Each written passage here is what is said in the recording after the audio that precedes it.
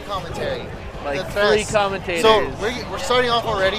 Jpeg doing combo stuff. So I will tell you that before all this, as I was playing with Jpeg just now, Jpeg was feeling very, very down about being beaten by Dan. He said he was feeling pretty comfortable on the Sheik matchup. Oh yeah, this is a run back, isn't it? Yeah, this is the run back. Dan finally beat Jpeg today. So this will be the test to see if Dan can really take out Jpeg out of the tournament. Yeah, if Dan beats Jpeg twice in the same tournament, that's a really big statement. Yeah. But Jpeg has that fire. He does. Or electricity in this case, but you know what I mean. The way that Dan has been playing lately, since he came back for winter break, I don't think it's anywhere near impossible for this to be done. I think Dan definitely has leveled up enough. I will say that a lot of people, not technically sleep on them, but at the same time is like, don't respect him much as they should. Yeah, Dan's actually really good. He's decent. I wouldn't go that far to say good just yet. It's like there's a lot of stuff that he could improve on that I don't know if he sees, and I hope that he watches his matches and actually agrees. There's just a lot of stuff that people fall for.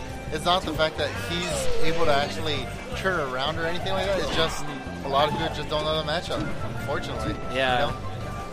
Living here in Vegas, we're kind of free to Sheiks, I guess. Yeah, there's only really like only 3. A few. There's Psycho and Dan. Psycho, Dan, Ironic. Yeah, Ironic, Docmo. Docmo, yeah, I forget about him sometimes, to be honest with you. And then, I don't even know, like, what the next Sheik is. What happened? What's that? What happened? What happened? What did you say? Oh, I don't even know who, like, the next best Sheik in Vegas would be. Chard?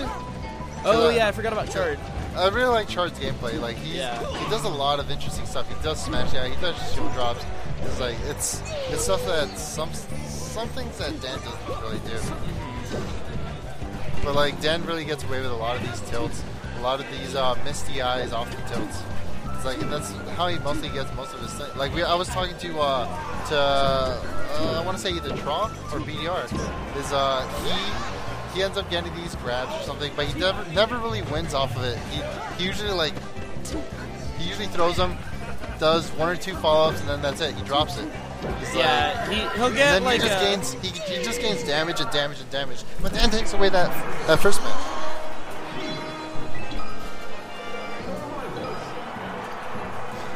So right now, Krevin, wondering why he gave up his seat. That's a real question. But yeah, like you were saying, Dan tends to get like the 60% or so punish game on the grab, but doesn't follow it up with like a kill. Like, his defense isn't the best either. It's like I feel like Chard has he better definitely defense. falls into a lot of stuff. He does. Chard's really good at the classic don't get hit game. Mm-hmm. But what do I know about Sheik, you know? I don't play the character. And if I did, it's not real. So, like right there, what do you think would have been the best thing for Sheik to do after that grab? There's got to be a way to not die from it. Falcon's grab? Yeah. Dude, I don't know. I struggle with this matchup so much. Hey, grab that chair. You can sit down. Oh, yeah, you can see that chair. Hey, rock with the Noe. Alright. Yeah, that way I could actually hear you. Yeah. So with a lot of Falcon's combos, there's not a way to escape them completely for Sheik. A lot of times you can DI and change up Falcon's options, but you can't completely remove all of them. Oh, that was a good reverse knee. Hey, Tony. What's up, Tony? Oh, he's gone now. Yeah. It's like, and you miss him just like that. Have you ever tried to triple snap? I can't do it. It's as quick as Falcon's knee. I can barely single snap. I don't have that snapping tech skill. Trust me, it's not tech skill. It's just method. Dan keeps doing these forward throws. But if he is getting the tech chase off of him. It's like you can't deny the fact that a lot of people have started tech chasing with Sheik. Yeah, it's definitely become a lot more popularized. So, did you see that? Like, for example, Jpeg misty-eyed tilt and got forward air off of it. This is what I've been saying for a while. It's not there's nothing. It's nothing wrong against Dan. It's like, because he's able to get these, so he deserves the recognition for it. But it's the fact that a lot of people just don't know the matchup. Yeah. And I have a feeling that when Dan goes back home to Kansas, or at his other home, I guess you could say because he's originally from here, he's able to cheese people. Cheese is a strong word, but he's able to sort of like gimmick it out of them. Like, he's able to exploit their weaknesses. So now Dan comes with the idea of, I know what to do in this situation because I've seen it a dozen times before, you know? Yeah. So, like, that's the feeling that I get. So when he starts playing characters or people that are actually, they know about these and they adapt to it, he doesn't know how to respond to it. So we have a 1-1 game. It's So that was a really important win for Jpeg. Game 2 of a best of 5 is like super crucial because you can either even it up and now you're playing basically a best of 3, or you can, if you lose game 2 and game 1, now you have to win 3 games without losing a single game. So really good job of eating her up. But so far, pretty good. 1-1. It's not a bad way to get the run back, you know? Yeah. Especially because JPEG, I think he got 3-1, 3-2. I think it went to last. No, actually it was 2 out of 3. So it was 2-1. It was 2-1? It was 2-1. Okay. Yeah. So I was thinking it was 3. I was thinking it was what's up? Best of 3 5? Yeah. Yeah. So if this goes to game 5, no matter which way it goes, kind of makes a statement of like they're on the same playing field now. They run even with each other. Oh, a phantom from the up smash. Jans might not be too happy about that. He could have converted and done something good. That could have been huge. Yeah. But he gets nairs that off the down stage. throw into a forward air. I thought it was Nair. Was it? It I happened thought pretty so. quick. Yeah, I thought he just fell on him with Nair. Because I feel like forward air would have taken just a little bit too long. Right? I could be wrong though. No, Sheik, I think there was time for a forward air. I don't know. I think forward air is quick, isn't it? Yeah, it's pretty quick. It's like his false swipe. Yeah. Pokemon reference there. Oh, he misses the false swipe forward doesn't out kill, there. so... Yeah, it doesn't. It really doesn't. False swipe gives you like 1 HP or something, right? Yeah. Yeah. It's how you totally catch Pokemon. misleading. So now we know. It's completely the opposite. Oh man.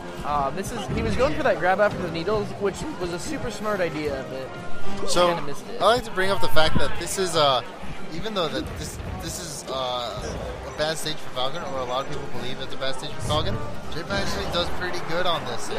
Yeah. More than he thinks he does. I want him to realize this. It's like, this is not a bad stage. I think if you just feel more confident in this stage against this matchup without any of your pessimistic fears, I think you'll be doing fine. Just look at this. Yeah. Oh my god, he could have finished that up, but he went with the style. It's great. Yeah, I think it can't even be disputed. This is definitely like Falcon's worst stage, but I don't think it's as big of a hindrance as people make it out to be. Like, if we take Yoshi's story for example, freaking Jpeg is so good at this stage, and it's just for the fact that he's like so aware of everything because he hates the stage. It's like, and I think that's kind of funny at the same time. But that's how it should be, you know? Yeah. If you If have you a hate bad stage, you should know everything about it so that it's Exactly. as not bad as it can just like I hate Battlefield, and I know that I will get Battlefield almost once every game, so I just don't do it. be. Yeah. So take that for knowing stages and stuff like that. Oh, so I think Jpeg actually knew that Dan was going to get the reset. Because Dan's been seeming to... Oh my god. Dan has been going for that reset almost after every single grab. Yeah, and Psycho was going for it a lot earlier, so...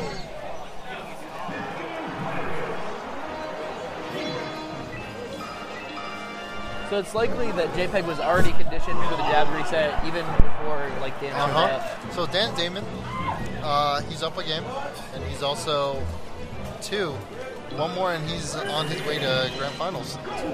I personally don't want to see a Sheik get up for Grand Finals, especially since we just saw Dan got 3-0 by Psycho. And the thing is, Psycho wasn't even edge hogging; he just edge guarded. Yeah, it was glimpsing over, and it seemed like Psycho wasn't even playing to his fullest. No, I feel like Psycho could have done a lot more stuff, but he still managed to win. So you can't even call that top player privilege or anything like that. Yeah. It's like you guys are kind of on the same playing field right now, and you're playing the same character, but he just adapted to you harder, dude. Yeah, I think Psycho definitely knows all the things that Dan normally is able to exploit, and so all of Dan's bag of tricks doesn't really work on Psycho. Exactly. So, meanwhile, Jpeg gets down tilted to forward air. Weak backer's not going to take it. But that forward air afterwards will. Alright, so Jpeg really wants to take out a stock, like even up or lengthen. Oh my god, what a knee. Kind of just threw it out randomly. Oh my god, is that going to be another one? He gets it, even though the platform was moving. It could have messed up his timing. Joyce, I am starving. Tony, can I bother you for a second? I actually have a question for you. Do you have access to anything PSG for like their videos and stuff like that?